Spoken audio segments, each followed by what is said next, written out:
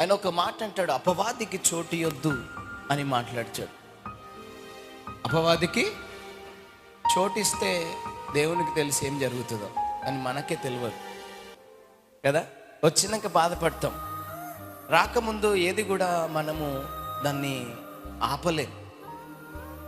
అందులో పడిన తర్వాత చాలా కలవరపడతా ఉంటాం, ఇబ్బందులు పడుతూ ఉంటాం. ఏదైనా రాకముందే దాన్ని మనం ఎదుర్కొనేటటువంటి సామర్థ్యము దేవుడి దగ్గర పొందుకోవాలి. హల్లెలూయా, గ్లోరీ టు గాడ్.